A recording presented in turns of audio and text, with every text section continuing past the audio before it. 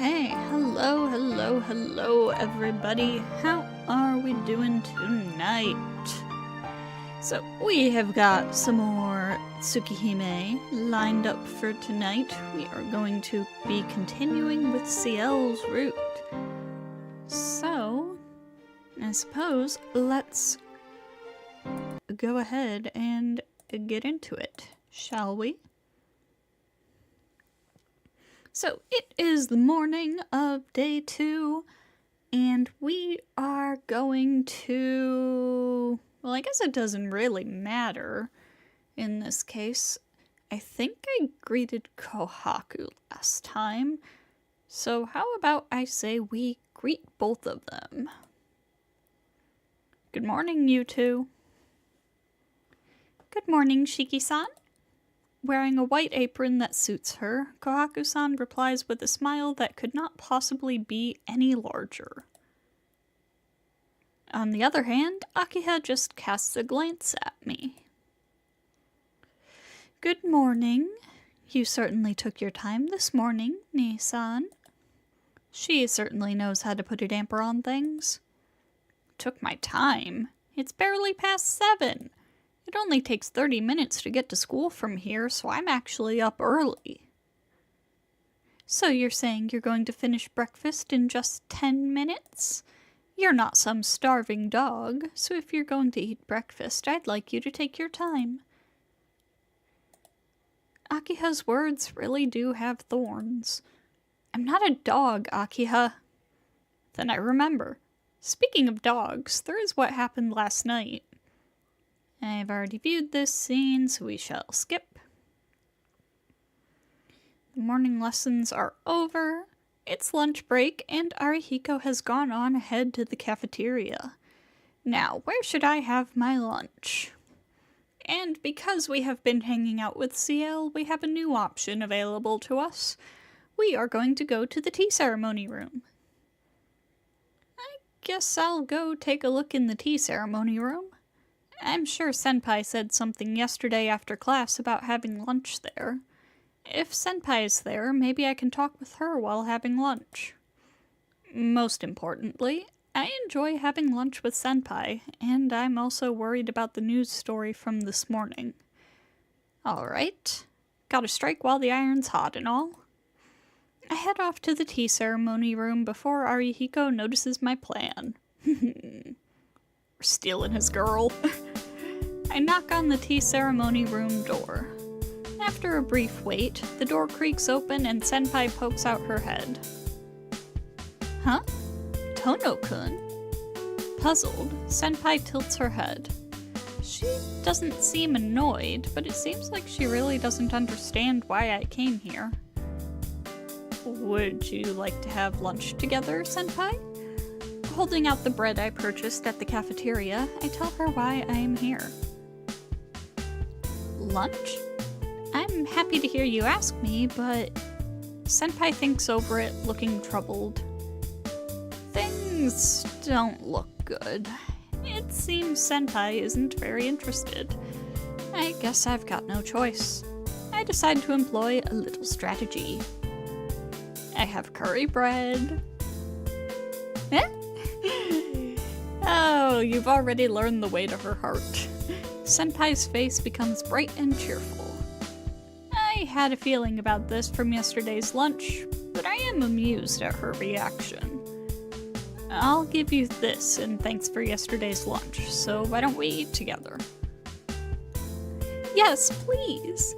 I've just put the tea on. Hello, Patched Stones. Welcome, welcome. Senpai hastily vanishes inside.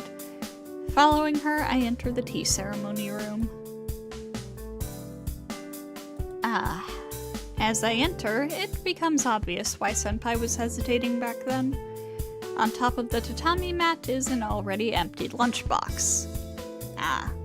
It seems like Senpai has long since finished eating her lunch. Tono-kun, would you like green or English tea? Green tea, please. More importantly, have you already finished lunch, Senpai? Yes, just a little while ago.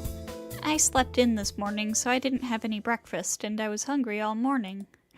It was terrible. I see. Well, you don't have to force yourself to accompany me. Sorry for intruding on you. I'll lead in the classroom, so please take your time relaxing. Huh? You mean you're not going to give me any bread? Senpai's sorrow seems to resound from the bottom of her heart. No, I mean, you must be full, right, Senpai? I'm sure she always has room for more curry. Not at all. I'm hungry. Dang, no bread is crazy. It doesn't appear she's just saying this to make me feel better. Really? Well, I'll be intruding then. Is this really okay with you, Senpai? The bread from our cafeteria really has no volume, you know. No need to worry. If it's food I like, then I can eat limitless amounts of it. That bashful smile is most probably not from shyness, but from anticipation of the curry bread. She's a woman of many mysteries. Oh, Shiki, you have no idea. Someone who could be so happy over one curry bread in this day and age could be quite precious. Senpai eats one while I have two, and we have tea afterwards. Kneeling on top of the mat, Senpai and I casually sip our tea. It would have been great if it wasn't during lunchtime at school, but that's life. How is your new house, Tono-kun? Great mystery to solve. There are many a mystery in this. It seems something terrible happened this morning. Yeah, well, the inside of the house is really fancy, but there are these really noisy stray dogs at night. I guess it's also bad that there's no TV and no Japanese-style rooms, so there's nowhere to drink tea like this. What? A stray dog? You mean what happened at your house wasn't related to those serial killings? I don't really know. There's this really high wall all the way around our mansion, and they say they found bloodstains there. But listen, that's where I saw the stray dog last night. I couldn't say it. Well, anyhow, it's got nothing to do with us. Let's stop talking about unpleasant topics now that we've finally got an opportunity to relax. Not at all. We're residents of this town, so I think the killings do have something to do with us. Holding her cup in one hand, Senpai casts a serious gaze towards me.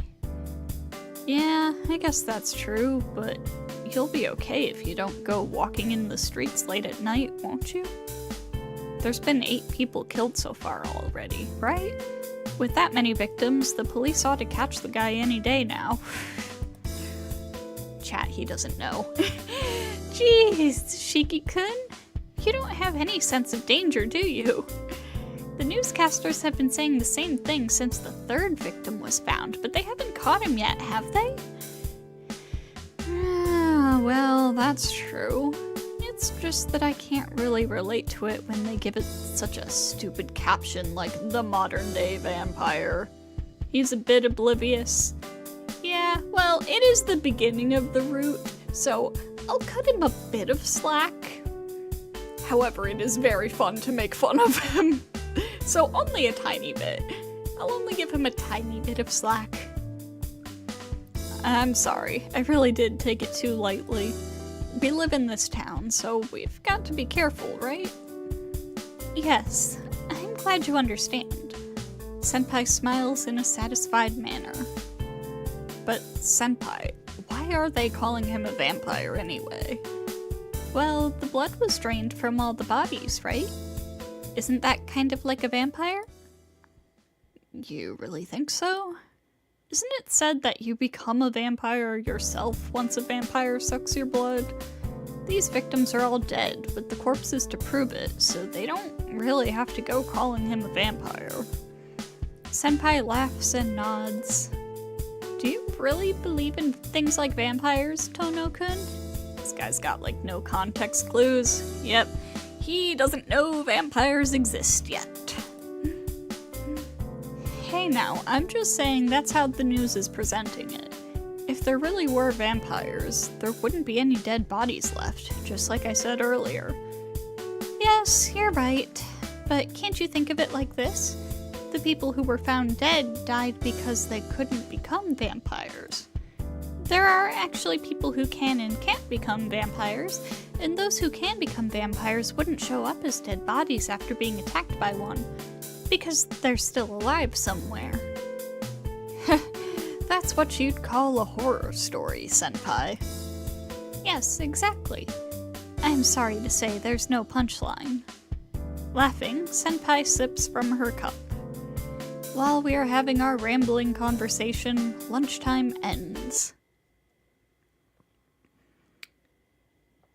And there it is, the scene. Technically, I could just choose to not skip this, but in the interest of saving time, I most likely am going to skip it. However, there is one thing that I must do before I hit skip. White woman spotted.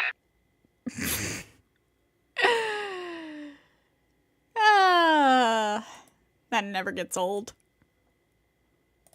But yes, that is the scene where Shiki spots Ark and follows her home and kills her for some reason. For reasons he doesn't understand, and I also don't fully understand yet. Not the white woman.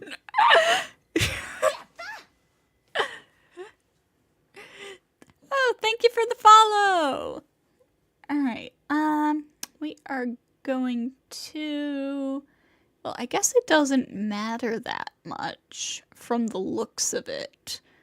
But I do believe that last time we said this is reality. So this time we're gonna say this is just a bad dream. Actually, let me save first in case I remembered wrong. Let's quickly save, and this is just a bad dream. I remembered correctly, let's go! But just what is wrong about it? Wrong, wrong, wrong, wrong. Wrong, wrong, wrong, wrong. I killed her. Is that fact wrong? I didn't kill her. Is that fact wrong? No, all that's totally wrong. That's wrong, wrong, wrong, wrong, wrong, wrong, wrong, wrong, wrong, wrong, wrong, wrong, wrong, wrong, wrong. Wrong doesn't even sound like a word anymore. Wrong, wrong, wrong, wrong. Wrong. Truly worst fear. No, no, that is wrong. I'm saying it's wrong. It can't be. It just can't be. Wrong. Wrong, wrong, wrong, wrong, wrong, wrong. I don't know her. She's just some stranger I saw walking down the street. See? Isn't that strange to you, Shiki? She's a complete stranger. Why would I have to kill her? There is no answer to my screams. Besides, the reason is clear. From the moment I saw her, I could only think of one thing.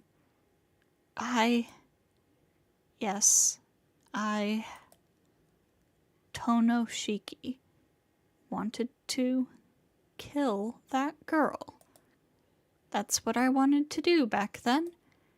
Just that it was all so muddy inside my head, I didn't put it into words. Wrong. I feel like throwing up. The contents of my stomach rise. Crimson is soaking into my eyeballs. I dash out. I don't think for even a moment about how I might be seen or to hide the body. I just want to escape from here. Half crazed, I flee from the unfamiliar apartment.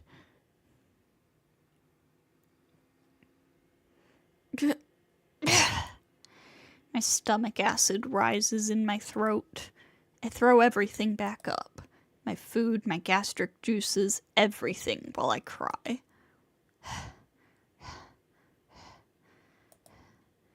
There is nothing left in my stomach, but my body continues to force me to throw up, as if trying to undo what had occurred and return me to my ordinary life. Pain.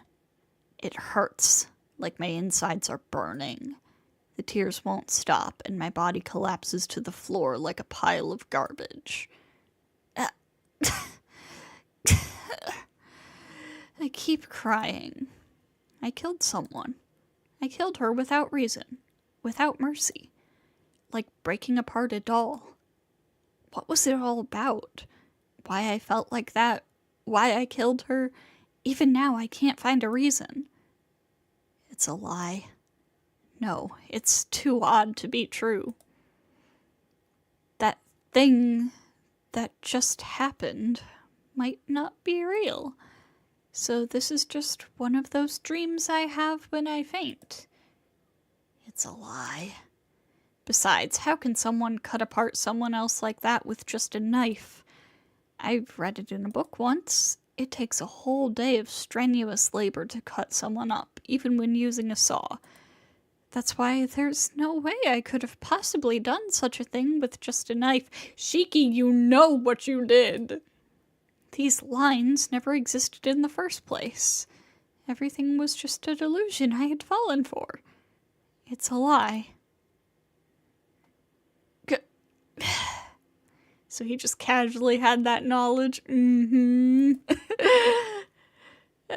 Gastric juice drips over my lips, passing out of my mouth, dripping down my jaw. Mixed with the juices is something red. My throat is probably bleeding because my stomach keeps trying to throw up when there's nothing left in there. It hurts. That's why this isn't a dream, and I'm just lying to myself. Yes, actually, I understand everything. I lusted after her. Just looking at her aroused me when I cut her apart. Shut up. These eyes, too. If I knew these lines could cut things apart like paper being shredded, I should have understood that even a person could easily be cut apart like I just did to her. I had lived a normal life without even thinking about something like that. If I really am the sort of dangerous person who could easily kill just about anything, then I should have put out these eyes or lived a life without seeing anyone. I'm sorry, Sensei. I'm so sorry. Not even such a simple promise. But I don't care about myself. I killed that person. That person's life up until now, the people around that person, the future that person dreamed of, everything, destroyed by a stranger. Even if I regret it, I cannot be forgiven. Even if I apologize, I cannot be forgiven. Have I gone insane? I don't know. There isn't even a trace of that impulse left. But if that impulse came again, what will happen to me? The thought of holding back never crossed my mind. I did not even consider trying to stop myself. Kill this girl. If it had seemed like the obvious thing to do, and I went through with it, then there's nothing I can do. Then the answer is simple. I must be insane. I've probably been mad since 8 years ago, when I miraculously came back to life from a fatal accident.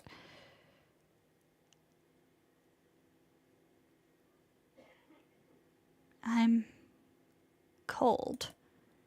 The sun has gone down without me noticing. What time is it now? I can't tell. My eardrums are filled with noise like a static TV. Static. Static. Static. The sound doesn't stop. It's terribly cold. If I stay sitting down on this bench like this, I think I'm going to die. Static, static, static. I don't feel anything. I don't care about that repeating noise or the freezing cold. My body is shivering. It may be due to the cold, or the uneasiness, or the fear, or regret. I can't tell which. I've killed someone, and I can't explain why I did it without any reason. What a joke. There's no reason, so there's no way I can explain it. I killed her just because I felt like killing her. Such a reason is insanity. Yeah, it would be so easy if I was just insane. But my heart still remains sane. BRB Duolingo calls, good luck learning language. It's only because I'm still sane that I can feel this numbness. Static, static, static. The knife is still in my hand. Resolving this by killing myself. That's pretty easy. But I can't do it. I'm still sane, so I can't do it.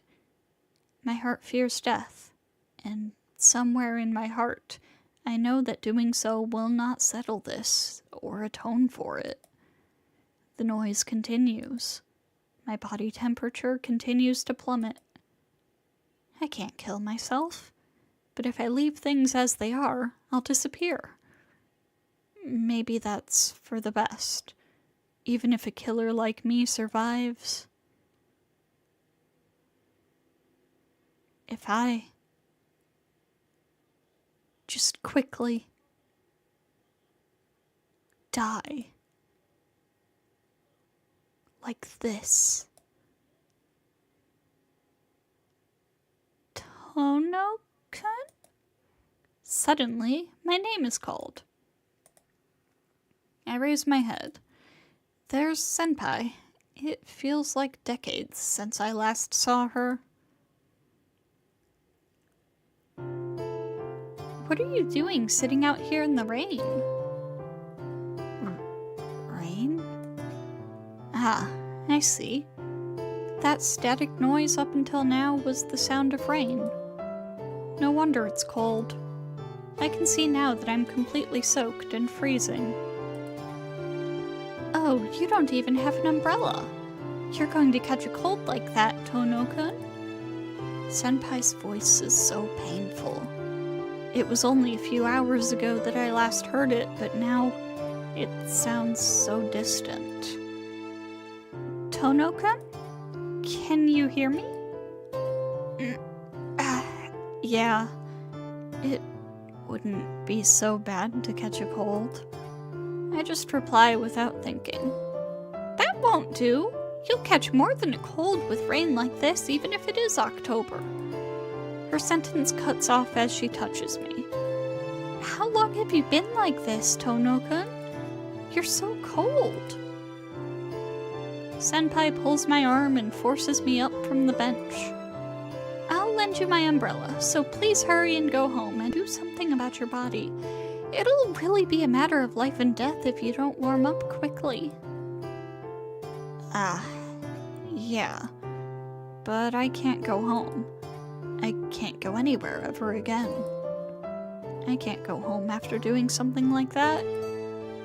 I don't think there's anywhere left where I can rest anymore. Senpai stares at me. I see. Then let's go back to my room. It's closer than your house, so it's perfect. Senpai pulls me by my arm. I can't shake her off. I can't think about anything at the moment, and Senpai's warmth is the only certain thing in this world where everything feels numb.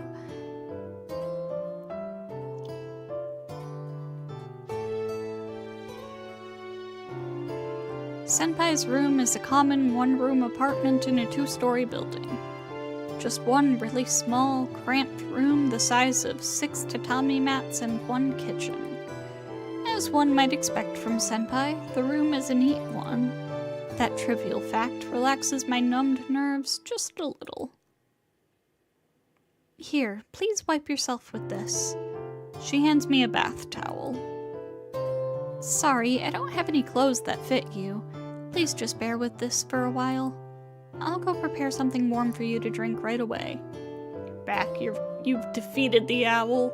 Nice. What language are you learning? Senpai retreats to the kitchen. I'm left by myself in the neat room. I've never imagined coming into a girl's room like this. A girl's room. The room of a girl.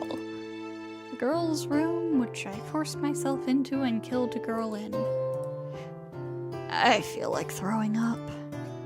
What am I doing here? Learning Japanese, so kinda basic, but you've made it sorta a daily routine, at least one lesson a day. Nice! In such a place, I have absolutely no right to receive Senpai's hospitality here. Thanks for waiting. Here you Tono-kun! You've got to wipe yourself down, quickly! Senpai scolds me as she begins to rub my head with the bath towel. See? Your shirt is all soaked too. You've got to take it off. You might catch pneumonia like this. A very fierce-looking senpai undoes the buttons on my shirt. Suddenly, her fingers stop. Senpai takes a long, hard look at my chest. This is a healed wound, isn't it? She must be surprised to see the old wound on my chest. The burn-like marks are right in the middle of my chest. She might be surprised at seeing them because she didn't know. Yeah, they're fine. It's already been 8 years.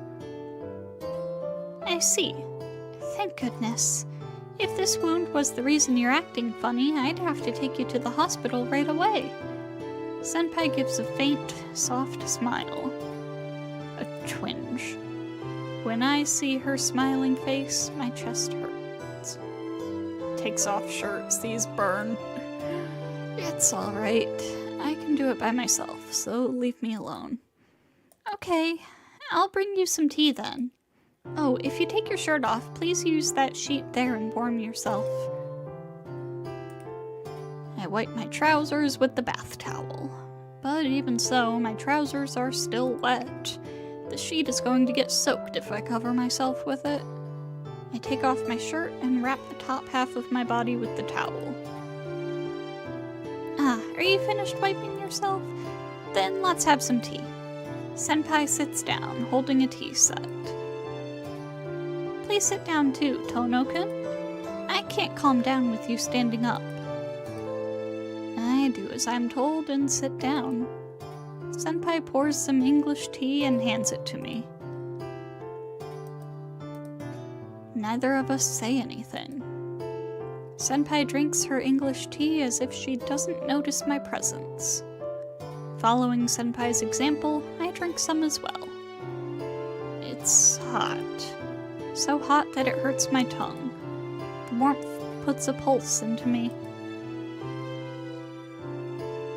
Don't mind asking what the game Tsukihime is about. You feel like you got the general idea, but still curious.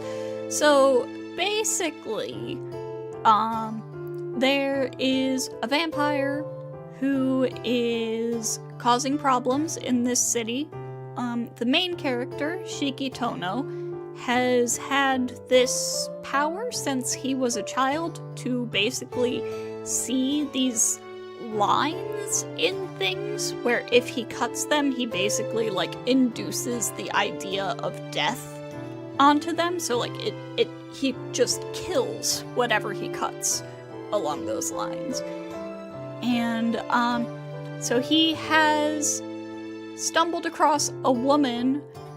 So he was born with it? No, it developed after he was in an accident as a child. But, so he stumbled across this woman, and for reasons he doesn't really understand, used that power to kill her, but, he doesn't know that she's a vampire. And so she's about to recruit him into helping her hunt down this vampire that's causing problems.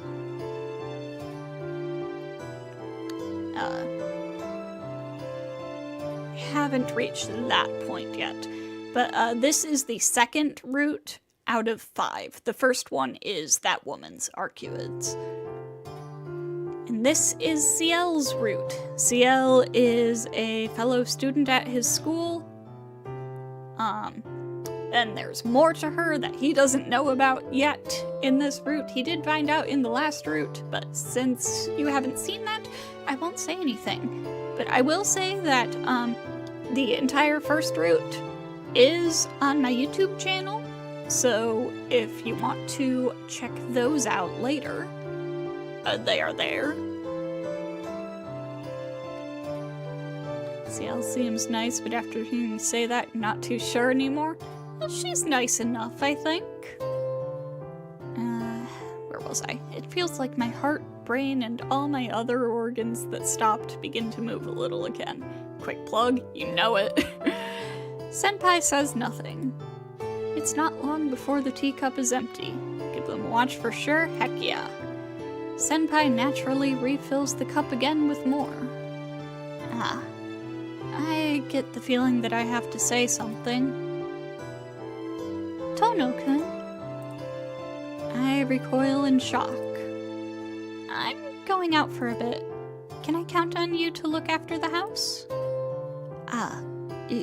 Yeah. That's fine. Alright, then I'll leave it up to you. I'll be right back, so don't do anything funny. I wonder how serious she is. Smiling as she speaks, Senpai leaves. I'm alone again. The warm something I'd felt up to a moment ago is quickly cooling down. Kinda excited for what he discovers about her later. It's pretty cool, I'll say that much. I know there's more to her that I still don't know the details of, because I'm not going into this blind. Tsukihime is part of like a massive multiverse that I've been into for years. So I'm definitely not going into this blind, but this is my first time going through this. So, Senpai didn't ask me anything. She takes a person like me into her room and looks after me like it's the natural thing to do. Got that 4D knowledge base? Yeah. Though, I didn't notice. The warmth of the tea, the neatness of the room. What is many, many times more comforting than those things is having someone beside me. My chest hurts. A little while ago, I preferred to be alone, feeling nothing. But now, I become uneasy just by her absence. I want to scream like I've gone crazy. Then we both get to be shocked whenever the new stuff appears. Indeed. What arrogance. I'm a murderer, after all. I don't have any right to Senpai's kindness. But I'm selfishly wanting Senpai to quickly come home. I'm home, Tono-kun. Thanks for looking after the place. Senpai. It seems Senpai has bought all sorts of things. There are several plastic bags hanging from her hands. Let's see. Please wear this for now. It's cheap, but it's better than wet clothing. Aw, she went out and got new clothes for him. By the way, the bath should be about ready now. You should feel a bit better after relaxing in there for a while. Senpai neatly prepares everything. My change of clothes, a bath. This person is... Even though there is no need to do so for a person like me. It's okay, Senpai. I'm going home. I can't cause you any more trouble. What are you saying, Tono-kun? You said you can't go home, right? I've already bought food for 2, so please take responsibility. Responsibility? Senpai. Please warm yourself up, eat dinner, and get yourself together before you go home. If you just go home with a face like that, I'll be so worried I won't be able to sleep. My chest hurts. Happiness. I'm so happy I'm about to cry, but on the other hand, I'm in fear of her kindness. Why? Yes? What is it, Tono-kun? Why do you go so far, senpai? I don't have any right to be treated kindly by you. I killed someone. I can't have someone taking care of me. I'm hopeless. I made a very big mistake. Wait, who is this? Okay, yes, this is Shiki talking. Okay. I'm hopeless. I made a very big mistake just then, and I ran away without taking responsibility. I was even considering just dying. I'm trying to cling on to senpai. That sin, the life I took with my own hands, I'm trying to make it something that didn't happen in my mind. The mistake I made is unforgivable. No, I don't think it should be forgiven. That's why I'm hopeless. I have no right to be treated well by you here, senpai. Senpai sighs. It seems you're convinced that you're a bad person, Tono-kun, she answers simply. Senpai grasped the truth lying deep within me. But that just shows you have no confidence in your own actions. You know you made a mistake, but you don't understand whether it's good or bad. That's why you have no choice but to drive yourself into a corner until things become clear to you. No, that's... I don't know. But yeah, I am taking in the fact that I did it, yet I still don't understand why. I've killed someone, and that makes me a bad person. Maybe I've just been forcing myself into the role of a villain as I try to confirm where my sin lies. I don't know what your mistake is, and to put it bluntly, I don't care. You say you have no right to kindness, but that's just your point of view. I'm not being kind to you for your sake, so please don't worry about it. Well, I mean, I'm doing this because I want to. It has nothing to do with your circumstances. It may be a bother to you, but please just think of yourself as having been caught up by a mean-spirited senpai and give up. Saying this, senpai smiles. That soft, protective, faint smile. I can hear the sound of rain. In the end, I couldn't shake off senpai's kindness after all. She lets me use the bath, then prepares pajamas for me. She treats me to dinner, and she lends me a bed because it's raining outside and I'm about to go to sleep like this. My throat feels blocked. Senpai has taken care of me so much my senses feel numb. During dinner, she spoke cheerfully like she always does. She raised all the usual topics about school, about the many shops in the business district, and so on. And although I couldn't give her even one proper answer, every time I responded, I felt a bit of myself coming back. Right now, I'm sleeping in Senpai's bed, and I can't stop thinking about Senpai, who's sleeping on the floor. What a turn of events. I killed someone only hours ago, and now I'm getting excited like a normal student. My senses really do feel numb. I don't think I could ever be showered in happiness like this ever again. Or didn't think. I can't sleep, so I just look around. I don't know what I should do next. I can hear the sound of the downpour outside. You're going to be late tomorrow if you don't hurry up and sleep, Tono-kun. Senpai, you're awake? Yes, I can't sleep until you do. I am a girl, after all. I'm sorry. I'll sleep in the kitchen then. Oh, how many times do I have to tell you? You've got a cold, so you can't sleep in a place like the kitchen. It's all right, so please just hurry up and forget your unpleasant thoughts so you can go to sleep. Unpleasant thoughts. That's impossible. That's not something I can forget. It's something I shouldn't forget. Whatever the reason, I killed someone. To forget about the person I killed would be a sin deep beyond imagination.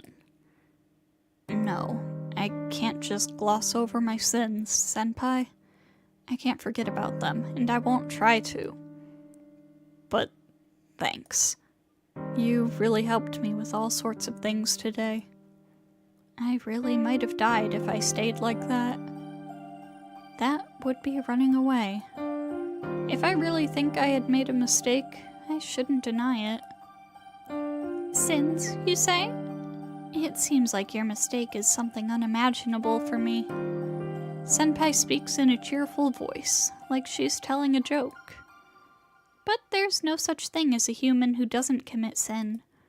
It's not like the world is divided into sinners and the innocent. As long as you're alive, you'll make mistakes. It's sad, but it's unavoidable. To live is to be worn down. We are only beings who influence other things while we fade away ourselves. What? Then you're saying we're beyond salvation? I don't like that story about how everyone makes mistakes. Yes, I guess we can't be saved if that were the case. But you can atone for your sins. There are only people who can and people who cannot atone for their sins. I think those beyond salvation are those who cannot atone for their sins. For some reason, Senpai's voice sounds very sad.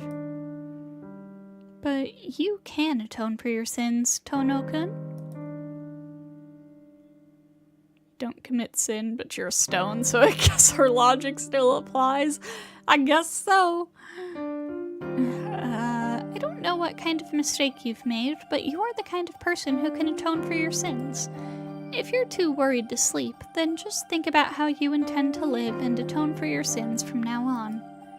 It's a really hard thing to come up with, so your brain is sure to tire out, and you'll fall right asleep. I don't know how serious she is, as she seems to be throwing jokes into the mix.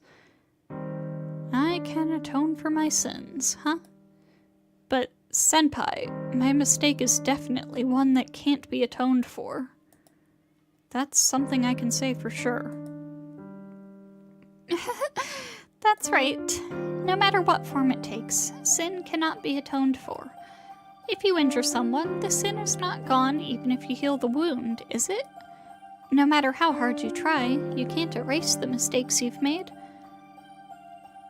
I think atoning is not about the results, but about the process. That's what I mean by those who atone for and those who don't. That's why you're the kind of person who can atone for your sins. I don't understand. I'm a terrible person. I'm not the great person you think I am. I can easily see that. I was really moved just then. You have a terrible wound on your chest, right? Yes, but what about it? You must have had a serious accident to get a scar like that. Scars tend to distort your mind.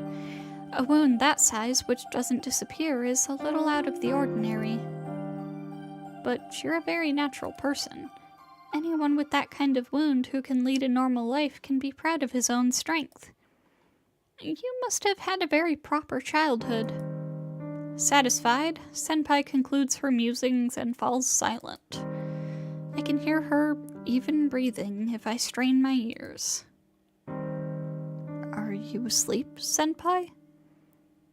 There is no reply. I can only hear the sound of the rain from outside. Atone for my sins, huh? A punishment to fit the sin I had committed. I guess they'll find the body of the girl I had killed tomorrow, and there'll be a new serial killer story on the news. I can't even begin to count the things I'll lose when that happens. It'll be trouble for Akiha for sure, and I'll never be able to talk to Senpai like this again. But if that would atone for my sin, then I have no choice but to accept it. If I can atone for my sin with that, then there might be salvation somewhere. I feel a little sleepier. I don't know about tomorrow.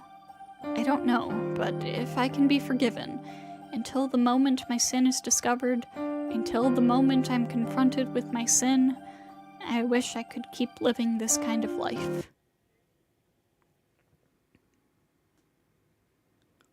Oh, there's more. Shh.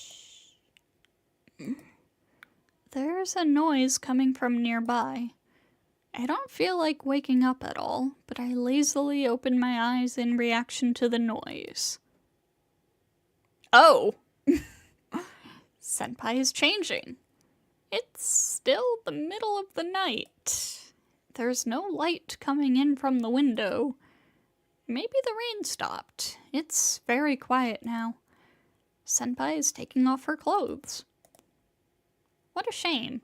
If I wasn't in such a deep state of regret over the murder I've committed, or half asleep, I would be able to fully appreciate how sexy Senpai looks. Oh, you're a Nasuverse visual novel protagonist, all right. Right now, though, my head doesn't seem to function properly. Senpai's eyes look lifeless. More importantly, there's something strange.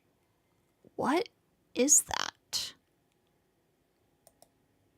There are odd bruises on her arms.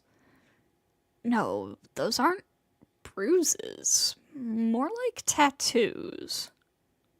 There's something not right about this.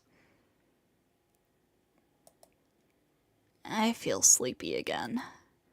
I think a lot of things are cluttered around Senpai's feet. But that's it. I fall into a deep sleep.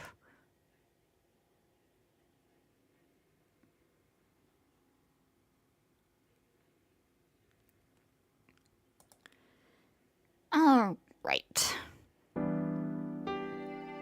We are getting into day 3.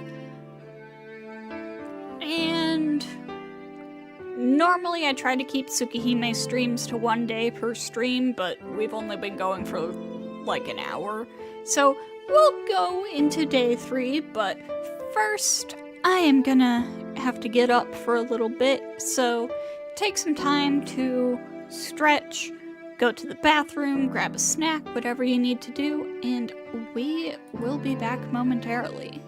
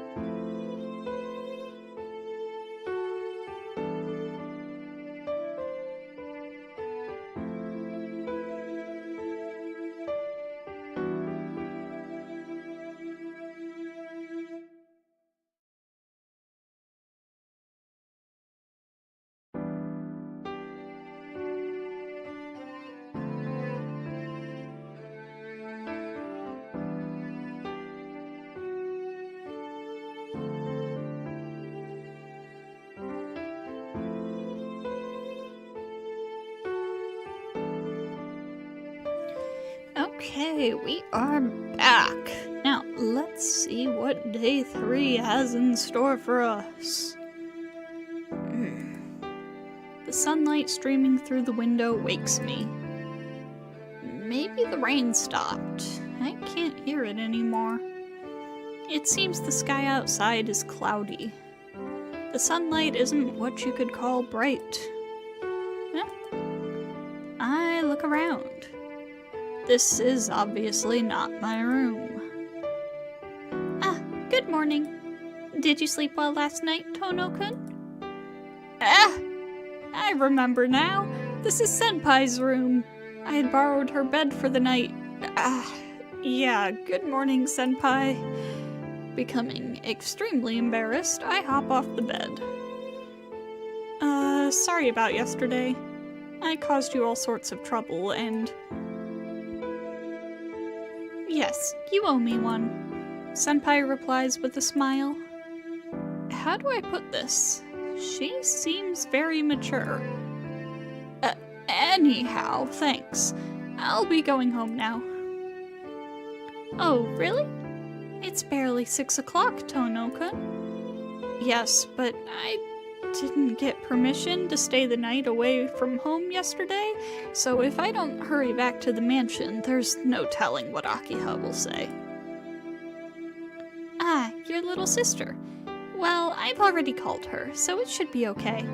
You called Akiha? Senpai delivers her earth-shattering statement with a casual air. What? You called my house, Senpai? Yes. I thought it wouldn't be right if I didn't contact them about you staying over. Is that a problem? What? I'm at a loss for words. Ciel Senpai calling my house means a girl has called my house saying Tono-kun is staying over at my place. That's... well... Oh, Akiha is going to tear you to shreds when you get home, dude. Yes, it's a problem. A big problem. If Akiha had been the one who picked up the phone, she's going to think I'm some kind of playboy. Given the severity of the Tono household, I don't even want to imagine what would happen if she found out about that sort of thing. Tono-kun, did you really hate staying at my house that much? No, that's not it. His death awaits. Indeed. It's just that my house is really strict. It's definitely not because I don't like you, Senpai. Flustered, I try to explain the misunderstanding. Senpai closes her eyes sadly. Is it because I caused her so much trouble last night? I feel so bad when I see her make an expression like that. I'm telling you, that's not it. I'm really grateful to you, Senpai. I'm feeling much better now, and if you hadn't been there for me last night, I don't know what might have happened, or what would have happened to me. Yes, you're right. You look like you're back to normal now. I don't know what happened last night, but I'm glad you're feeling better. Suddenly, Senpai gives the biggest smile anyone could possibly give. Huh?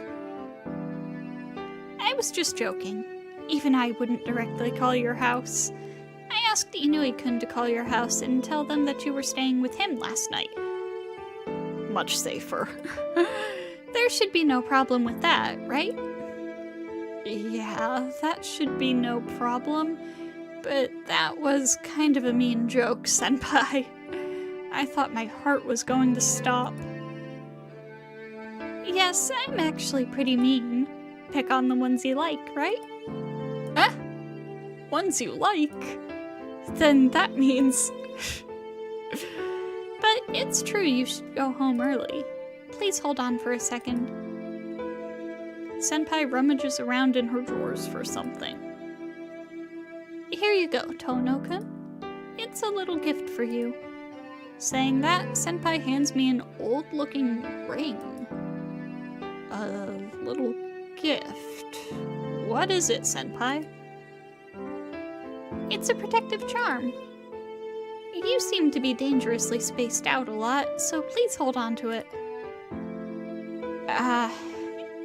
Yeah, I'll take anything that's given to me, but alright. I'll take good care of it. Accepting the ring, I put it in my pocket. Alright, I'll see you at school. Senpai sees me off with a smile.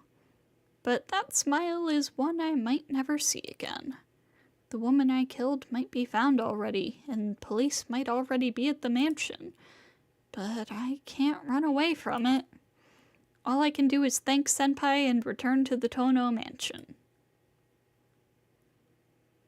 To say the results first, the mansion is as it always was. Ah, welcome home, Shiki-san. As I enter the lobby, Kohaku-san greets me with a smile. Yeah, I'm home. Kohaku-san? Do you want breakfast? I'll have it ready soon, so please wait in the sitting room.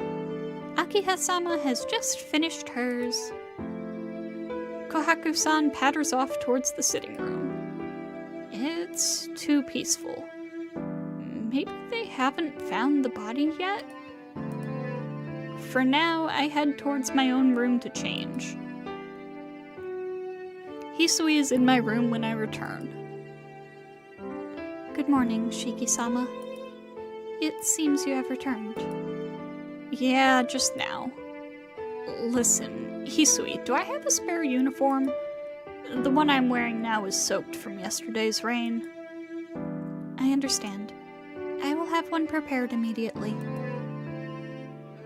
Hisui bows and silently leaves the room. After changing into the uniform Hisui brings me, I head towards the sitting room. A disappointed-looking Akiha is sitting on the sofa in the sitting room. Oh, good morning, Nii-san. It seems you have returned. Akiha's voice contains thorns filled with blame. Yeah, good morning. You look kind of grumpy this morning, Akiha. Yes, I was unaware you spend the night elsewhere quite often. I am more astounded than angry. Akiha glares at me. It's true I spent the night somewhere, so I can't argue. Well, I suppose there was no helping it if you weren't feeling well. The one called Inui-san is your friend from middle school, isn't he? Yeah, I see, so he was the one who called you. Suddenly, I feel uneasy. Just what did he say when he called my house? Besides, even if you had to leave school early, you could have just called me and I would have sent a car to pick you up. I don't know why you are so reserved, but you are the eldest son of the Tono household, Nii-san. Please use everything at your disposal. Besides, your body is weaker than that of a normal person. Oh yeah, I left school early yesterday. To collapse from anemia just by getting soaked from the rain, are you not feeling well, Nii-san? Shall I have the family doctor examine you and send you to and from school in a car from now on? I see. So that was the reason I was supposedly staying at Arihiko's house. It's nothing for you to worry about, Akiha. I go to the hospital once a month like I'm supposed to. Taking me to school by car is just going to dull my body even further. There's no need for you to be that sensitive about my body, though I'm glad you're worried about me. That's not true. I'm not worried about you at all, Nii-san. Akiha subtly avoids looking at me. Shiki-san, it's ready! I can hear Kohaku-san's voice from the dining room. Right, so I'm gonna get some grub. Oh, Nii-san, please refrain from talking in such an unrefined manner. Akiha shoots me a sharp glare. You're acting normally again. That's how you should be, Akiha. You don't have to worry about me, so just relax. You are so persistent. I am not worried about you, Nissan. Akiha quickly looks away. Looking at her with a faint smile, I go to the dining room.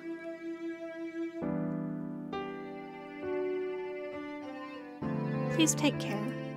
Saying the same thing she always does, she continues to stare at me. Shiki-sama, what happened to you last night? Nothing in particular. I collapsed from anemia when it started to rain on me. I'll be careful from now on. I am not placing any blame on you, Shiki-sama, but you look like you are pushing yourself this morning. Please take care along the way. Hisui makes a deep bow and sees me off. Oh man. I tried to act as normally as I could, and although I didn't give myself away to Akiha and Kohaku-san, it doesn't seem to have worked on Hisui. I wonder if Hisui is worried about me. It's hard to tell when she looks so disinterested all the time. Today might be my last day of school anyway. I'll try to spend it as I always do, so I won't have any regrets. He is so sure he's going to prison. No matter how I feel, the morning is always the same. As I approach the school, I begin to catch sight of more and more students in uniform. It's Saturday, right before the day off. My footsteps falter as I think about how this may be my last school day ever. But still, as calmly as I can, I walk along the road that has become so familiar to me over the last 2 years. It's only a little way to the school once I pass this intersection. The light turns red, and I stop in front of the crosswalk. The school fence is on the other side of it. Since it's a school path, the footpath is protected by a guardrail. Even now, the students in front of me are heading towards the school gate. There's no one but students from our school on the other side at this time of day. There should be no one but the students. But between the cars rushing by, I feel like I catch a glimpse of someone in white. There she is! What? She's there, dressed in white, with golden hair down to her shoulders. Long, slender brows and red eyes. I've seen her only once before, but there's no way I could mistake her for someone else. But that's impossible. I killed her myself yesterday, cutting her into pieces. The light turns green. The students around me walk towards the other side. I'm the only one amongst them who stands there, stunned. She sits on the guardrail, her legs swinging idly, as if she is waiting for someone. I can't tell how long she's been waiting, but her expression isn't a grim one. Who's she waiting for? She fidgets restlessly, as if she were waiting for her lover. I have a bad feeling about this. The girl in white looks over in my direction. It's probably nothing more than a coincidence. She's just a stranger who looks like her. She must be waiting for someone else. If not, then this moment must surely be a bad dream, too. After all, I have completely and utterly killed her with my own hands. But she is looking this way and smiling. Looking very satisfied at having found the person who killed her, her smile seems to say, "You've finally come." Giving a familiar wave and a smile, she hops off the guardrail. Fluttering her hair, she heads towards me. Don't come. This is a bad dream. The light turns red. Don't come near me. She doesn't even look like she cares, walking straight across the street while the cars pass by. There's only a few meters between us. I'm telling you not to come. The reality before my eyes does not change even when I scream out. Screaming in a voice even I don't understand, I run from the girl in white. I run. I run with all my strength. With no regard to embarrassment or shame, I blast through the passers-by, running full speed across the asphalt. My breathing is wild and my heart screams out, but still, I run. I feel like I'm going to go crazy if I don't. I look behind me. The girl in white is walking towards me. She's definitely following me. The girl I've killed is chasing me.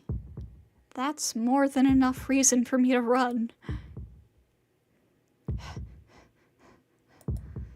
My heart feels like it's about to explode, but I ignore it and keep running. When I look back, the girl is still there. With those light footsteps, she follows me as I run away.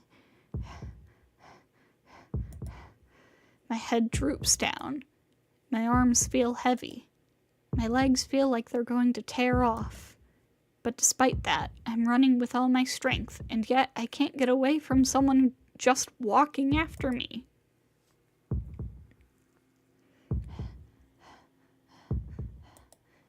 My breathing is out of control.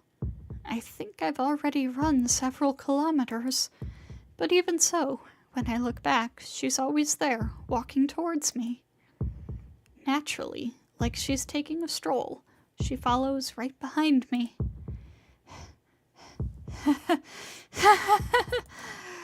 It's not funny, but I begin to laugh. I can't stop laughing. But even so, I run. My body complains that I'll die if I run anymore, but I keep running. The reason is simple. If she catches me, she'll kill me for sure. I ask myself what I base that on, trying to shake it off as mere imagination. But even as I try to console myself, I am the one who knows best it's true. There's no reason, no basis, no evidence. I already know that if she catches up to me, I will be killed. Ah! Pathetically, I collapse to the ground. I fall forwards, not because I tripped, but because I simply can't move my body a single step further. Lying there collapsed, I somehow managed to crawl my way to the wall. I try to pull myself up against the wall, but it's no good. My knees lose their strength as I try to rise, and I collapse back down. My body won't move anymore. I look up as I breathe. It hurts. I don't have enough oxygen. I can't think properly because of it. I can't even tell what I'm doing anymore. I don't know why I'm doing this. Why? Why? I don't even know why the girl I've killed is alive. Unmistakably, I've utterly and completely killed her in the most final way imaginable. So why? How can she be waiting for me in front of my school, smiling? I'm sure I killed her. That's right. I'm sure I killed her. I'm sure I killed her. I'm sure I killed her. I'm sure I killed her, so why?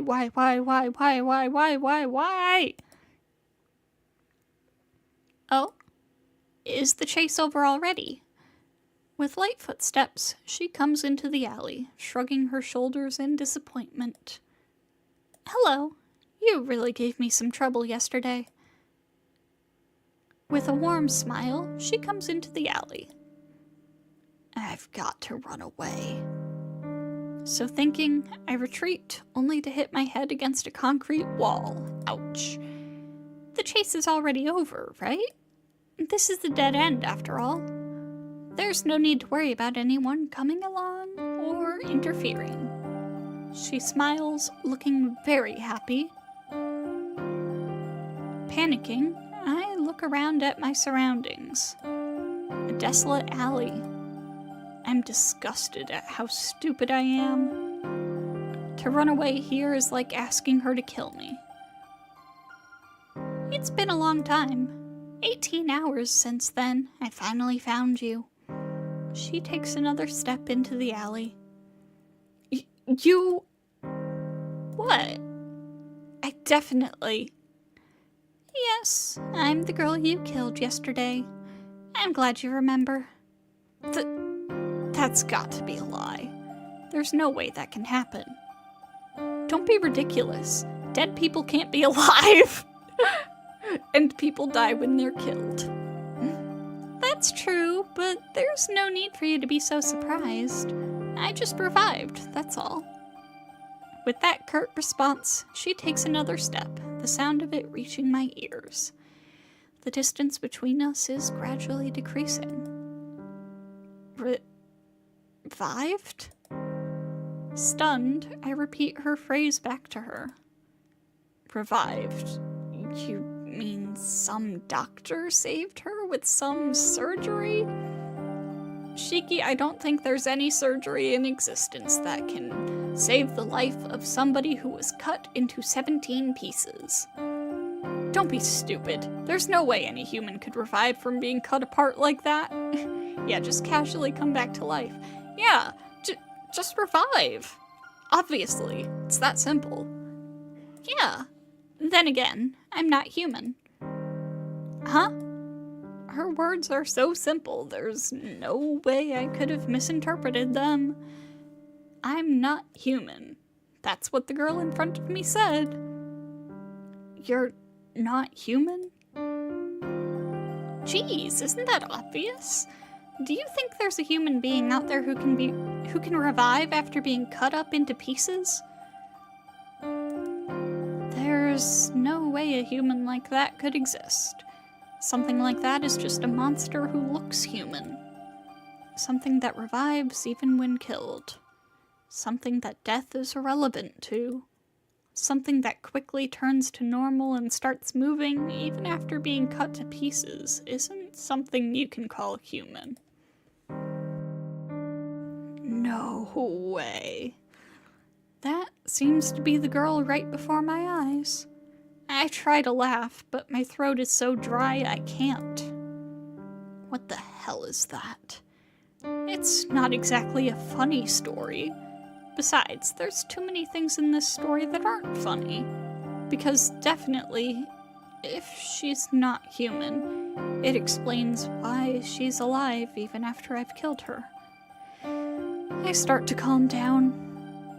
This is a situation where I've got to observe everything and think it over. You said you're not human. So what are you? Me? I'm called a vampire. To put it in your terms, I'm a monster who lives off human blood. That's good. Vampire is at least something I can easily understand. I see. You're a vampire. She smiles in satisfaction to indicate her assent. What a crazy reply. I've heard that vampires can't walk around during daytime, but I guess that's a trivial matter right now. So what does this monster want from me? For some reason, she recoils as if surprised. After a moment, she puts her hands on her hips and looks at me, irritated. Have you forgotten what you did to me yesterday?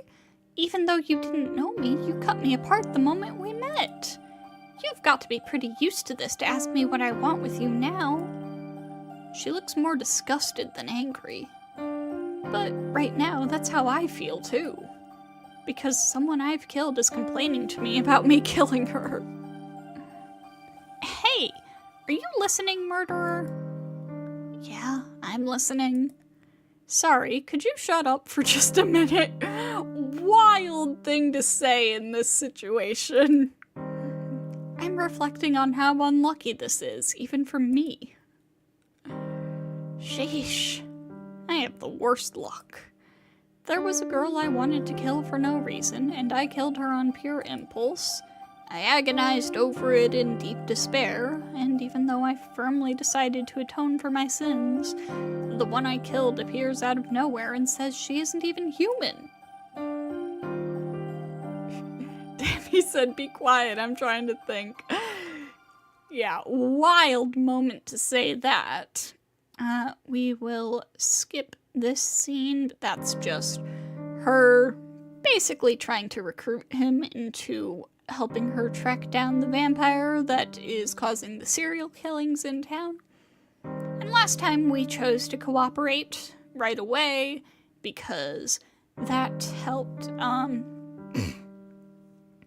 that improved our relationship with Arcuid, but we're not on her route now, so instead we're going to say, no, I won't cooperate. There's no way I can help her. I was almost killed by just that black dog. If I go with her, I'll die for sure. I can't do something like that. It'd be suicide. I managed to glare at her and reply, trembling. She looks at me with displeasure. Suicide? Why? With your killing abilities, I would think you have nothing to fear. That was different. I'm sorry, but I'm just a normal student, not some kind of monster like a vampire. A normal student can't cooperate with a person like you. Oh? Do normal students usually cut up girls they don't even know? Ah. She's got you there, buddy. I feel weakened by her comment. But that was special. I've never felt that way before, and I've lived a normal life. Enough! Shut up! The pupils in those red eyes open up. Immediately, the feeling she exudes changes. The chilling feeling is unbelievable. I think my heart might stop beating just from her glare alone. Don't get me wrong. You killed me. I'm saving you and not pulling off your head right now just because you might be useful. My neck feels numb, like someone is slowly sinking a blade into it. My throat, which had been so hot a moment ago, is rapidly growing colder. The air I breathe feels heavy, as if the very air around here is freezing. I feel a cramped sensation that almost makes me collapse. An oppressive feeling full of despair, like the world itself were glaring at me. All that feeling of weight condenses and hammers into my brain like a bullet.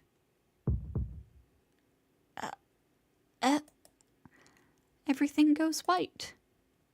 A disgusting feeling. Pain, like someone opened a hole in my skull and is pouring in alcohol. That is the only way to describe this sensation. I can't even cry out. The sounds leaking from my mouth are no longer human speech. My heart is breaking apart. My memories are crumbling. She's only glaring at me, but I feel like she's reaching into my skull and kneading my brain with her bare hands. If this continues, I'm going to be empty. Stop it. That's all I can say before I lose my sanity. Suddenly, the invasive feeling inside my head disappears. Released from the oppressive aura, I hug myself. I'm still alive. I'm not dead. I'm still alive and breathing. I feel like I'm about to cry. To feel such deep emotion at such a simple thing is something I hadn't experienced up until now. How about it? Maybe now you understand your position a little better? You think I can understand that? All I can do is look up, tremble, and grit my teeth. There's only two choices. You cooperate with me, or you don't. Simple, isn't it? All I'm asking you is whether you want to live or die. My voice doesn't work properly. Only my basic survival instincts help me avoid death by nodding in reply. Alright, then our contract is established. Where did all that anger from just a moment ago disappear to? Speaking in a cheerful tone, she extends her hand to me. I guess I can finally introduce myself now. I'm Arcuid. My last name is really long, so just Arcuid is fine for now. I'm a true ancestor type vampire. How about you? I heave a heavy sigh at her unprecedented introduction. It's a sigh of resignation. Evidence I have decided to accept this nonsensical situation. I'm Tono Shiki. Sadly, I'm just your everyday student. I've said it before, but I'm really not going to be much use. Grasping her Arcuid's hand, I stand up. She takes a long, hard look at me and then offers me her hand again. Nice to meet you, Shiki. I'll have you take responsibility for killing me. Arcuid grins as she extends her left hand. There are all sorts of responsibilities in this world, but this is probably the first and last time someone takes responsibility by helping someone they've killed. Damn it, do whatever you want. But there's nothing else I can do.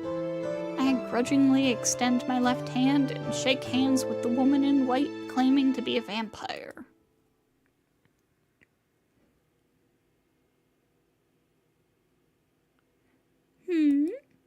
As we walk out of the back alley, she, Arcuid, knits her eyebrows and gives me a suspicious look.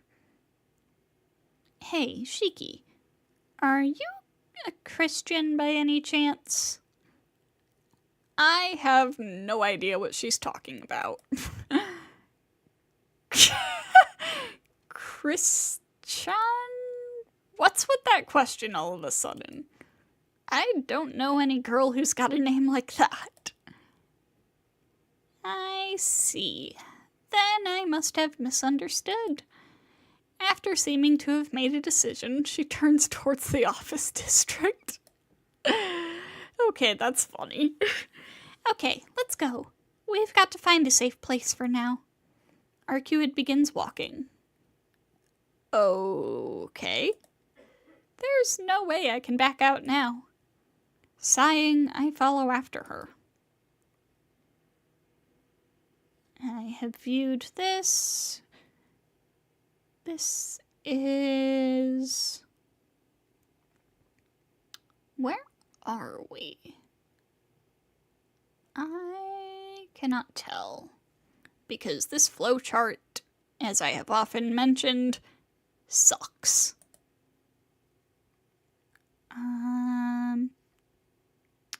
I believe that was just going to a hotel room with Arcuid, chatting with her, lore dump, blah blah blah, and let me see. Yep, we should be safe to attempt an escape. I believe Arcuid is sleeping right now, so I should be escaping after all. I still want to continue living in the proper, respectable world. I do feel responsible for killing Arcuid, but I think there's something wrong about being forced to do something I can't do. But again, Arcuid is asleep. She's trusting me, someone who's killed her once already and sleeping peacefully. Damn it. But even so, I can't do it. I quietly start to walk. Turning my back to Arcuid, sleeping with complete faith in me, I leave the hotel room. The corridor is silent. We're on the 11th floor, the top floor in the hotel. Since she rented out the whole floor, there are no other guests here. I forgot she did that. I still feel a tinge of indecisiveness, but I shake it off and press the elevator button.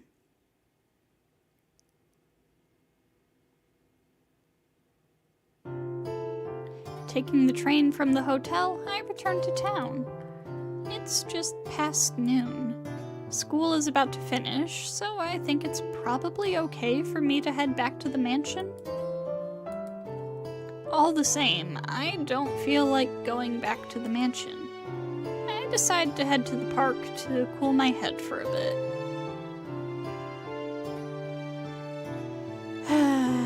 Sitting down on the bench, I vacantly stare up into the sky. The sky is still cloudy, much like the scenery within my own heart. I wonder if she's still sleeping, believing in me. I've killed her once, and yet she said she would forgive me. She had forgiven me, and yet, what am I doing here? Last night, after I killed Arcuid, I swore to myself that I would atone for it no matter what. Was that an oath I could break when my life is in danger? Was that all it was? But I do want to live. That is a problem that I can't ignore as long as I'm alive. And it's not something I can easily dismiss as a moment of passion and forget about it. That power is yours, but that is the very reason why you must never forget. I recall those precious words from long, long ago. Sensei, what did she say to me? There's still time. The sun hasn't set yet. If I can return to the hotel before the sun sets, I'll probably still make it in time. Damn it. I can't throw away my doubts. In the end, I think I'll go back to the hotel. I can't throw away my doubts. Sensei said, I won't ask you to become a saint.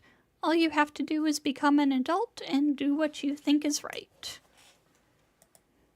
I know I'm not thinking straight at the moment, but I can't betray her trust. Even if Arcuid isn't human, she believes in me.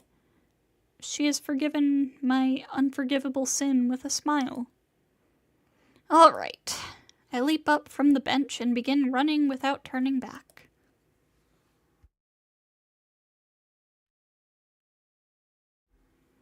I return to the hotel at around the same time the sun goes down. Quietly, I sneak back inside. If Arcuid is still asleep, then there should be no problem. Yeah, about that. Shiki! She's awake and pretty angry. Oh, where'd you go to?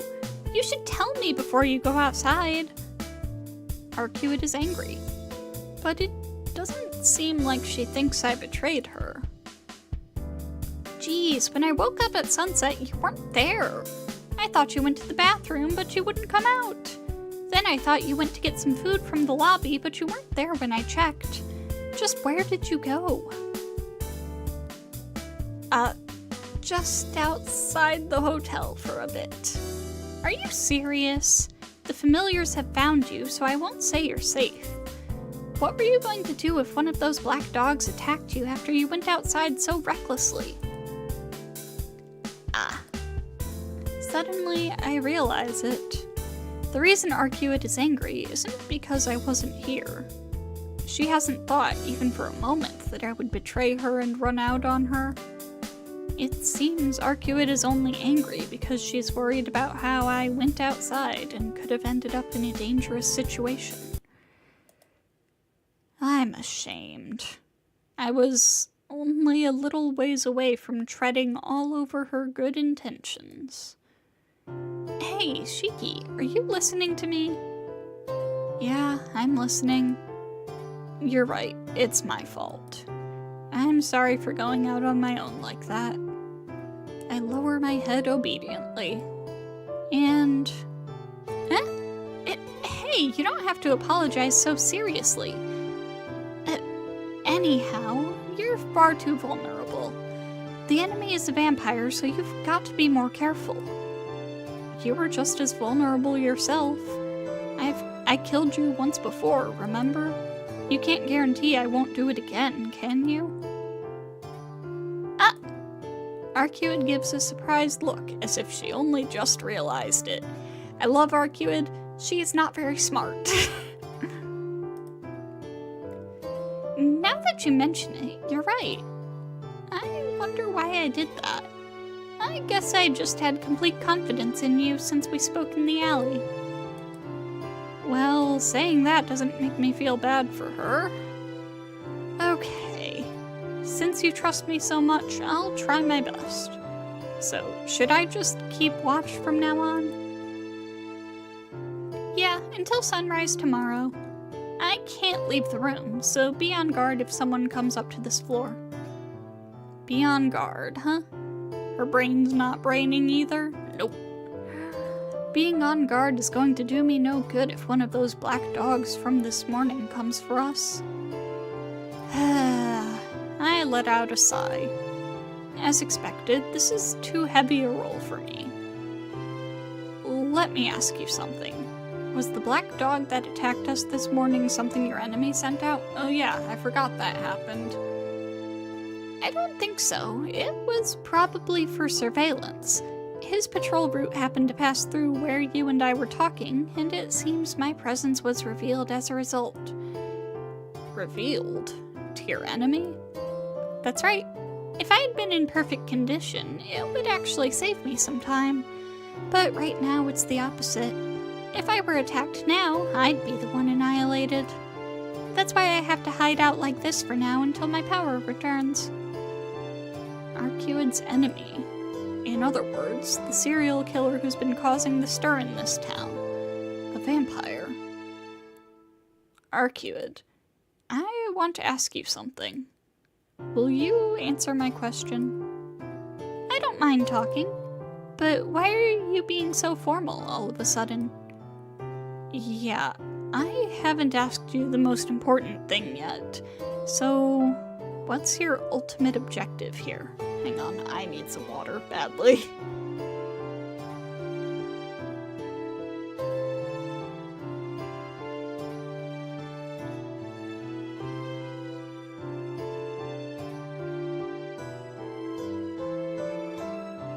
And that is why I prefer my Tsukihime streams to be on the shorter side, because I have to read everything. Me? I'm here to hunt down the vampire. Killing vampires is my duty. Yeah, I do remember you saying something like that before. But, Arcuid, you're a vampire, right? What? You still don't believe me? Oh, don't worry, I believe you so much it hurts. I'm asking, why would you, a vampire, claim to be doing something as odd as killing other vampires? Oh? You don't like the idea of beings from the same species killing each other? The act of killing doesn't exactly make my list of favorite things, but she's right. I'm not comfortable with the idea of vampires killing vampires. No, it's just that I can't really imagine something like that happening. Vampires drain the blood of humans, right? So they should be killing humans, not other vampires. Drinking blood and killing are different things. Well, even so, I know what you're trying to say. You think beings from the same species should help each other out, right? But vampires can be of the same species and still be different life forms. That's why they don't really have what you humans call camaraderie. Huh?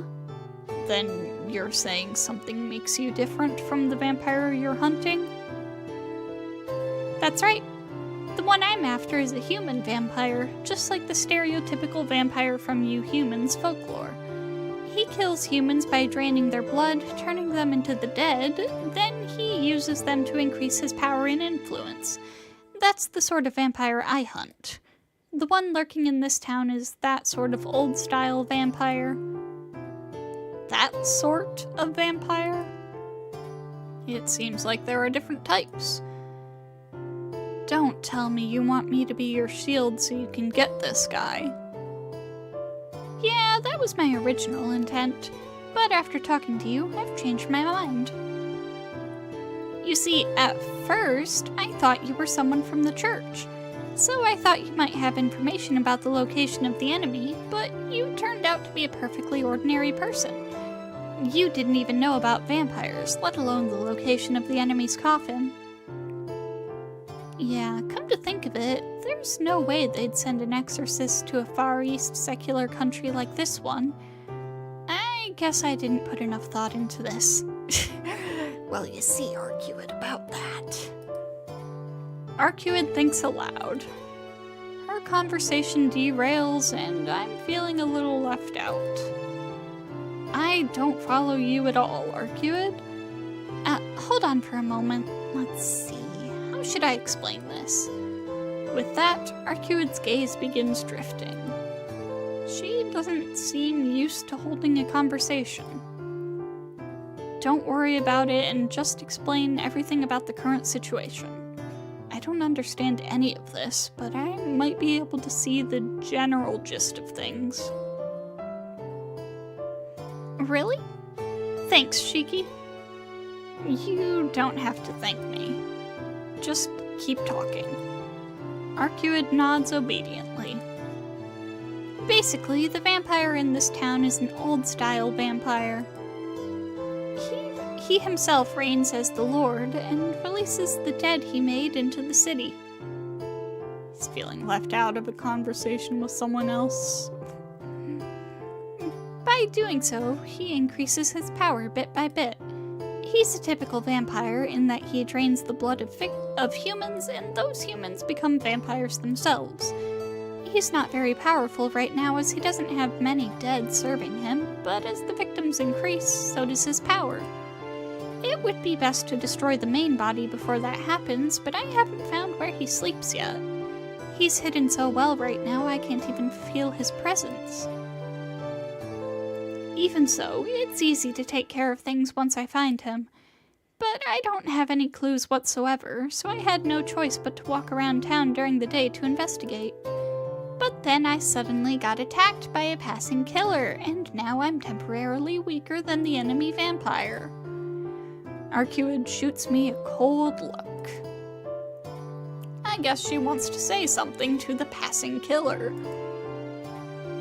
I see. I kind of understand the situation now. So, in other words, some evil monsters are based in this town and you're here to eliminate them.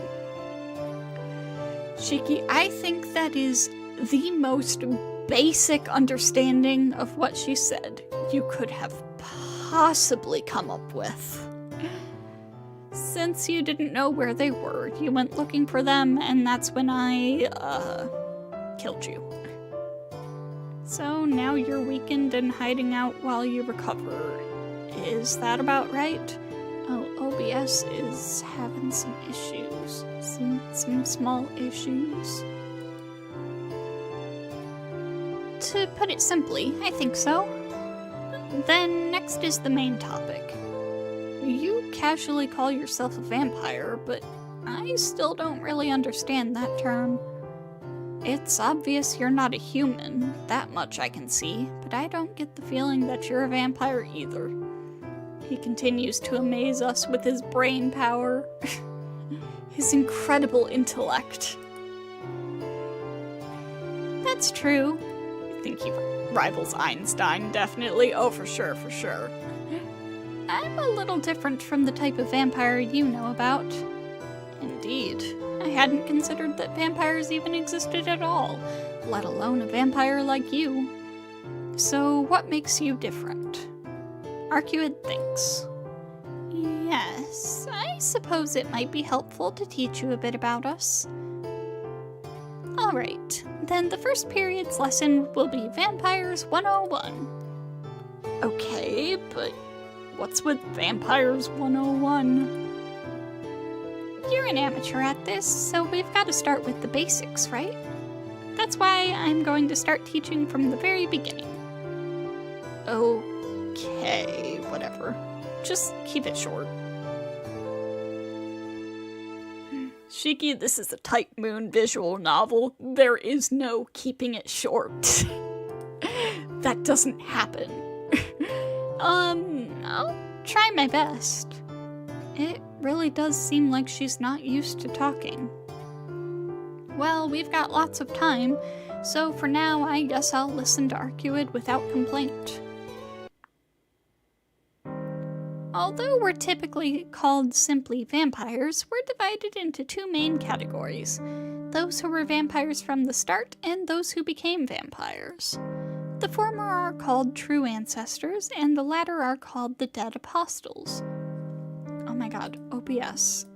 Connection. Please. The ones you call vampires are the dead apostles. As long as the connection's not straight up dropping, I guess. They drain the blood of humans and turn them into their slaves. They're weak against sunlight, and you can vanquish them with a baptism ritual. Our enemy is one of these dead apostles. It's gone from my enemy to our enemy. Well, I don't mind. She's not wrong, considering the situation I'm in now. So you're saying these dead apostles aren't vampires from the start? What do you mean by that? Dead apostles were once humans. They've attained immortality through magic or had their blood sucked by one of the true ancestors. Either way, the ones that became vampires become immortal, even though it's imperfect immortality. Those who were vampires from the beginning and humans who became vampires. What is this? I get the feeling that there's some kind of huge contradiction to all of this. It feels like some important fundamental is missing somewhere in this theory. Hey, Shiki, how much do you know about vampire folklore? Let's see. Just the usual stuff. They suck the blood of virgins, they can bind people just by looking at them, they can turn into mist and wolves. Just the usual stuff you hear about. Yeah, that's pretty much all true. They drain the blood of virgins because one's blood cells are more pure before one has exchanged bodily fluids with others. That makes virgins most suitable for repairing the vampire's own degenerating genes. The dead apostles, the ones that become vampires, have imperfect immortality. Since they became immortal, they won't die from old age. However, they need to replenish their energy frequently, or they'll disappear. All living creatures need nutrients to be able to move, right? It's the same thing. It's just that vampires don't die from age as long as they take in the nutrients. The dead apostles suck blood because they need it to stay alive. Immortality is the strain on their originally human bodies. The genes that compose their bodies are different. When they become vampires, they begin to degenerate at an incredible rate. I'm not sure if it's still Arcuate talking. To make up for that, they must drain the blood of others in order to absorb genetic information and stabilize their own bodies. To a vampire, drinking blood is not like eating, but it's the minimum requirement for them to continue to exist. This sounds complex. And long. I can't follow the logic, but Arcuate nonetheless continues speaking. So, moving on. The ability to bind someone with just a look is a type of mystic eyes. Eyes and words are both common types of magic circuits, so there are many vampires who have mystic eyes. We usually possess the mystic eyes of enchantment. We don't enchant people by looking at them, rather we enchant those who look into our eyes. A powerful vampire using mystic eyes can impose his own will into the brain of another and completely dominate their thoughts, but the mystic eyes of a dead apostle don't have that much power. What you call turning into mist is really just making a spare body and controlling it via the will. Once the part serves its purpose, you cut the flow of magical energy to the offshoot and naturally it returns to dust. Wolves and other animal transformations are a byproduct of a vampire repairing its damaged body using its familiars. For the long life of vampires, stabilizing their bodies with normal lives is not sufficient. We'll say the character designs are pretty nice. They are nice.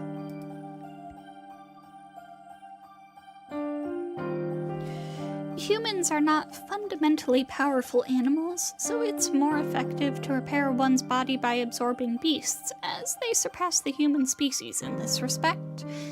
Vampires who repair their own bodies with beasts can return those beasts to their previous forms and use them as familiars when they need to. From what I've heard, there's even a 1,000-year-old vampire whose body is made up entirely of familiars. My boy Nero Chaos! They say he contains 666 beasts within his body, or something like that anyway. Mr. 666 Demons in a Trench Coat! I think Arcuid's getting a little too wrapped up in her own speech. To be honest, I'm not finding this world easy to understand. Yeah, that's about it. It's just an explanation of the very basics, but now do you know what a vampire is? Well, I suppose? The reality of Arcuid being a vampire begins to feel harder and harder to accept. Now it's my turn. Actually, there's something important I've forgotten to ask you, too. What? You're not going to learn anything from me. I'm not a vampire or anything, just an ordinary student. Then let me ask you this, Shiki. How exactly did you kill me? Huh? I'm asking about the method you used. I'm resistant against stuff like runes and Kabbalah, so those don't work on me. You feel like he doesn't what, understand? The only thing I'm not resistant against is magic I've yet to experience, which is probably limited to the ancient Shinto in this country and the treasures in South America. Gave her a paper cut and she exploded. I mean, kinda. No, not even those could kill me that much. Answer me, Shiki. What kind of occult artifact did you use to incapacitate me to that degree? Occult artifact? What's that? A catalyst which stores ideas and history. Geez, you've got sacred treasures in this country too, don't you? They're usually something like staffs and swords, jewels and masks, conceptual weapons that can be used against nature itself. Come on, Shiki. Are you sure you're not someone from one of those fields? What field? I told you I'm just a student. I don't know anything. That's a lie. There's no way a human who's not even a magus can hurt me. Are you hiding something from me, Shiki? Arcuid gives me an angry, cat-like stare. Brunya. But even if she looks at me like that, I'm not hiding anything. Oh, wait. Bro forgot he had mystic eyes. Actually, there is one thing. I'm not sure whether it's relevant, but... Arcuid is still staring at me. It doesn't seem like I'll be able to keep quiet about it. White woman spotted. Alright, I'll tell you, but how should I put this? I can see these lines that can be used to cut things. Eh? Oh. She's stunned. She should be. Normally, I don't think anyone would believe a story like this. What do you mean? Arcuid asks in a serious tone. She's not exactly normal. I should have known she would defy my expectations in a good way. I mean, I see these lines where things can be cut. Living things, the ground, anything touchable. It's like a black line, and I can cut things clean when I let anything sharp through it. Does that mean anything to you? It's convenient to be able to cut steel with a knife and all, but it's not like I can cut it anywhere I like. I can only cut things where I can see the lines, and when I cut you, well, you can cut a girl's skin with just a knife, right? The ground? Excuse me? Bro, give me that power. Yeah. So there is another character in this multiverse who has a very similar power. That being Shiki Ryogi from Kara no Kyokai, aka The Garden of Sinners. Fantastic movies, by the way.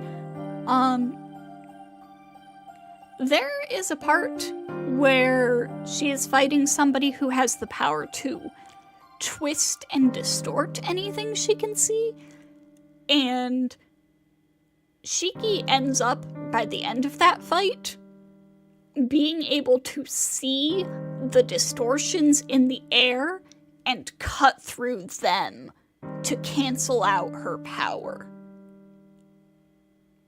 It is wild.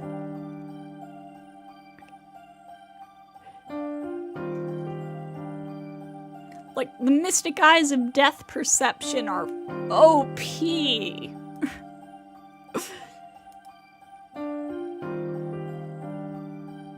Watch me rock up and slice the ground beneath them. Arcuid's eyes are serious as she glances at me. Those wild eyes that I've seen only once before. A gaze that could stop my breathing. I see. I thought the mystic eyes of death perception only existed in fairy tales. But I guess there is someone who can use them. A mutated monster like you. What? I don't think a vampire can call me a monster. A monster is a monster. There isn't anyone, even amongst us, with mystic eyes that can see the death of things. Huh? See the death of things? Arcuid nods in affirmation with an inimical gaze. What does that mean? What does that mean? Hang on. Did I look this up last time? I did. Tending to obstruct or harm. Unfriendly, hostile. Okay. I see. She hit us with the aha. Just as I thought. A circuit must have opened in your eyes, Shiki. Were you born with eyes like that? No. They became like this a long time ago, but I wasn't born with them. Then you must have had at least one near-death experience at some point, right? But it's true. 8 years ago, I got in an accident where I almost died. Just as I suspected. You had the latent ability, but that must have been the trigger. The mystic eyes of death perception, huh? Yes, with those, you could definitely kill even me.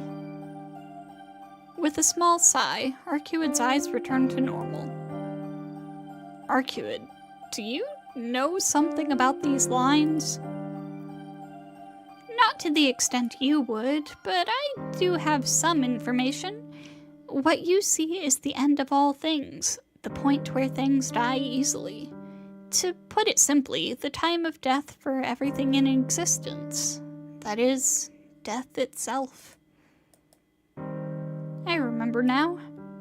That time, when Sensei gave me these glasses, she had told me something similar to what Arcuid said. She's low-key flexing as well, talking about, yeah, not much can kill me. Yeah, she kinda is. But there's a subtle difference to what Sensei said and what Arcuid said. What I'm seeing are only lines, and not something as disturbing as death. What are you saying? What I see are just the lines where things can be cut. I'm telling you, those lines are the death of the object. Listen, Shiki. Everything in existence has an end. There are differences to when, but it's an end nonetheless. Death does not arrive. It is already contained within the object at its creation, and it's bound to happen someday. This is what is called the principle of causality. You've heard of that before, right? As long as something has an origin, it must have an end. When it will end is determined from its beginning. That's its so-called time of death. So, as it already exists from the beginning, it's not impossible for one to see it with their eyes, given that they can comprehend the concept of a time of death, and they have the appropriate circuit in their brain and eyes. That's the truth behind those lines, you see. This is nothing more than the general concept, but if I were to theorize, I would say that they are the weakest parts of the joints between the molecules in something, or perhaps a pre-designated switch within the genetic makeup that activates the death of that object. But that doesn't really make sense. I can't see them, so I can't say for sure, but the lines aren't all you can see, are they? I would think that there would be points more than lines. Ah, that's right. When I first saw Arcuid, when I wasn't myself, when I took off my glasses, I could see the usual scribbles and black points where the scribbles seemed to flow from. There were. It only happened that one time, but definitely. I saw black points. There were several on your body, and the black lines flowed between them, joining them up. If I had to make an analogy, I would say they were like blood vessels. I see. The lines where things die easily, and death itself, huh? I'm surprised you've stayed alive up until now like this.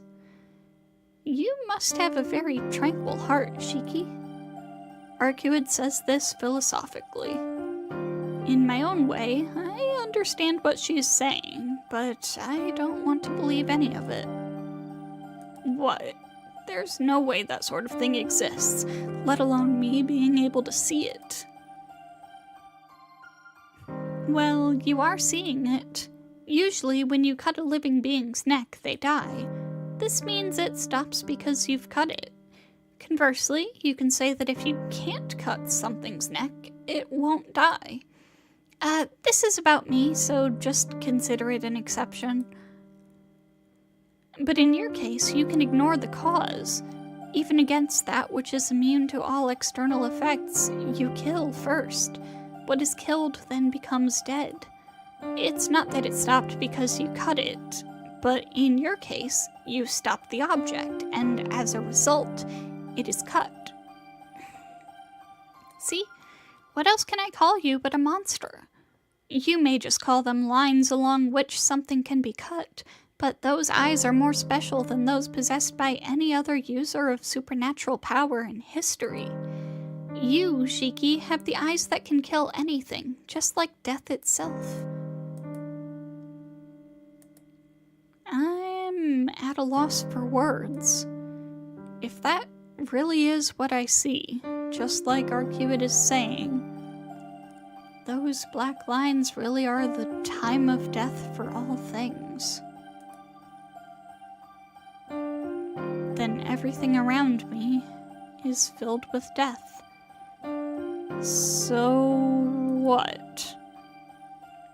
If it's all as you say, I should be able to kill even you. Really? Then let's try it. Arcuid opens the curtains. The lights are off. The only illumination is the faint moonlight coming in through the window. Come on, it's alright. Try it, seriously. Wait. Could it be that you can't see them with those glasses on? Are you sure about this?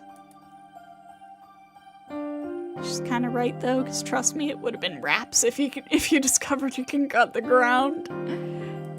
I take my glasses off, only to see the lines, of course. At the same time, the room begins to writhe with the black lines. Outside the window, the moon is white. They're difficult to see in the daytime due to the strong sunlight, but under the faint moonlight, I can even see the glow coming from the lines. Amidst them, the lines on Arcuid's body are very thin. If I don't concentrate, I lose sight of them altogether. If I hadn't been killed by you, I don't think you'd be able to see any at all, but right now you can probably see them. You see, although I have no times of death during the night, some do appear during the day. You could kill me because it was during daytime, but you can see my time of death during nighttime now since I've used up a lot of energy to regenerate myself. In other words, I have lost my immortality. So, can you cut the lines on my body, Shiki? Let's see.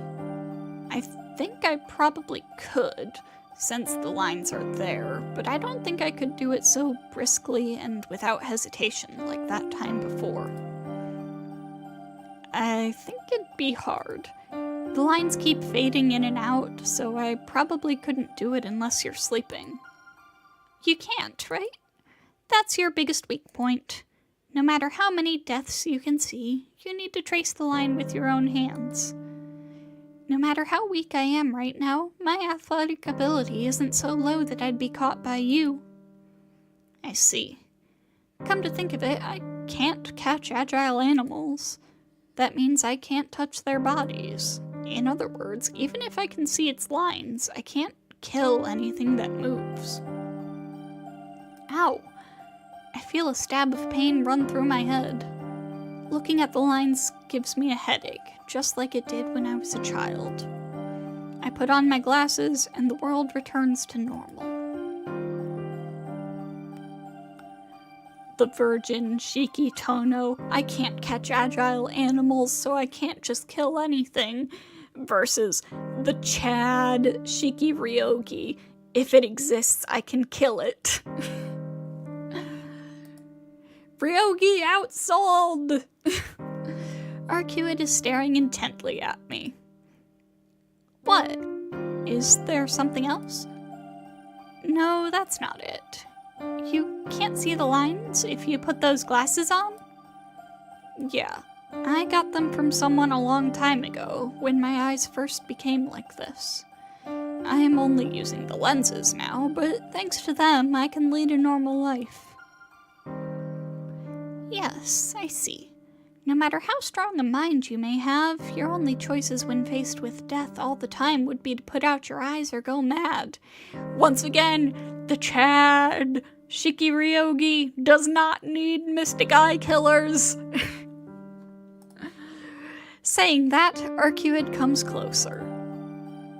Hey, can I take a look at them? No, these are important to me. I'm not handing them over to you. Come on, I'm not going to break them. I'm just going to look at them. Arcuid creeps closer. I get the feeling she wouldn't be adverse to getting them by force. It's suspicious. There's something very suspicious about how she says I'm not going to break them. Not even just to look at. I know about your ridiculous powers after seeing you in that alley. What would I do if you crushed them by accident? Hey! What do you mean ridiculous powers? Let me tell you, in terms of non-fighting strength, you're stronger than I am. I won't break things at random. Saying that, Arcuid extends her hands as if she is about to take them by force. Her attitude is becoming more and more suspicious. I bounce up off the bed to get away from her. Hey, you're running away again. You're running away. Of course. I'll tell you now, I'm not handing over these glasses. Even if there's only a 1 in a million chance you'll break them, they're irreplaceable to me. After all, you're the one who said I wouldn't be able to stay sane without these glasses. Do you want me to go crazy? Huh? No, that's not it at all. Arcuid is obviously trying not to look at me. Come on, Arcuid. I don't know what you're planning, but if I lose these glasses, I won't be in any position to help you. If I were to see the lines 24 hours a day, I think I'd die from the headache before I'd go mad. Oh my god. I forgot how long day 3 was and how much info dumping happens in it. So, I think we're gonna wrap it up there for now. 'cause, there's still a whole big fight with Nero. So, next week, we will finish up day 3 and probably do day 4. Tomorrow, we're gonna be doing some Grand Blue Fantasy, and I am not going to be streaming on Sunday. So, thank you to everybody who stopped by tonight. Let me see if there is somebody to raid out to for the Twitch side. And